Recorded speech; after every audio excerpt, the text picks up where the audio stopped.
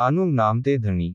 દિવાળીના નવા દિવસો હતા. વડોદ ગામની ખળાવાડમાં ખળાંગ મસરી ઉપડીને તૈયાર થાતાં હતાં. જગા પટેલની વહુ દીકરીઓ દાણા વાવલતી નવાંગ લુગડાંગ અને ઘરેણાંના મનોરથમાંગ મહાલતી હતી. ટાઢા ટાઢા વાવડા વાતા હતા. તેમાંગ મોતી જેવા દાણા ભો માથે વરસતા હતા. અને વાવલનારીઓની ચુંદડીઓના છેડા ફરકતા હતા. શિયાળાની તડકીમાંગ ચળકતો, મુઠ્ઠી ફાટે તેવો બાજરો ખળામાંગ પડ્યો છે. જગો પટેલ પોતાના બાજરાના ગંજ સામે મીટ માંડીને જોઈ રહ્યા છે. લીલવણીનો બાજરો એની નજરમાં સમાતો નથી. પ્રભાતને પહોર એને પાપનો મનસૂબો ઉપડ્યો છે. એ વિચાર કરે છે કે ઓહો, મહેનત કરી કરીને તૂટી ગયા મારા ભાઈઓ, આ બાજરો પાક્યો અમારે પરસેવે, અને હવે ઠાલા મફતના દરબાર પોતાનો રાજભાગ લઈ જશે. વળી થોડીક વાર થંભી ગયા, બાજરા સામે ટાંપી રહ્યા.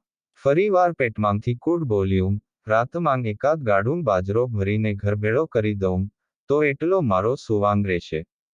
રાજભાગ માંગ નહીં તણાઈ જાય. અડધી રાતનો ગજર ભાંગ્યો એટલે પોતાના ભાઈ તથા સાથીને લઈને પટેલે ખળામાંગથી બાજરાનું ગાડું ભર્યું. ભૂદેવો જેમ તરપિંડી જમતી વખતે પોતાની હોજરીનું ભાન રાખતા નથી, તેમ જગા પટેલે પણ લોભે જઈ ગાડામાં હદ ઉપરાંત બાજરો ભર્યો. અને પાછલી રાતના ગાડું જોડી ઘર ભણી ચાલ્યા. સાથી ગાડું હાંકતો હતો. પોતે ગાડાની આગળ ચાલતા હતા, અને તેમના ભાઈ ગાડાની પાછળ ચાલતા હતા.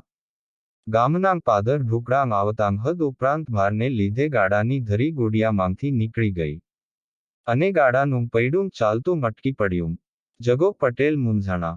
ત્રણેય જણાએ મળી મહેનત તો કરી, પણ ગાડું ઊંચું થયું નહીં. ધણીની ચોરી, એટલે કોઈને મદદે બોલાવવા જાય તો છતરાયું થઈ જાય.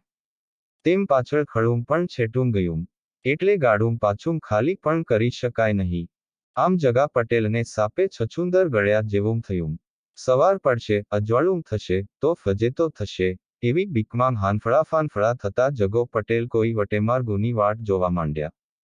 એવામાં ઈશ્વરને કરવું તે એના જ દરબાર, જેની ચોરી હતી તે, ગજાભાઈ ગોહિલ જ પરોઢિયામાં પોતાના હંમેશના નિયમ પ્રમાણે જંગલ જવા સારું હાથમાં પાણીનો કળશીઓ લઈ નીકળ્યા. ટાઢ પડતી હતી એટલે દરબારે મોઢે બોકાનું બાંધેલું હતું.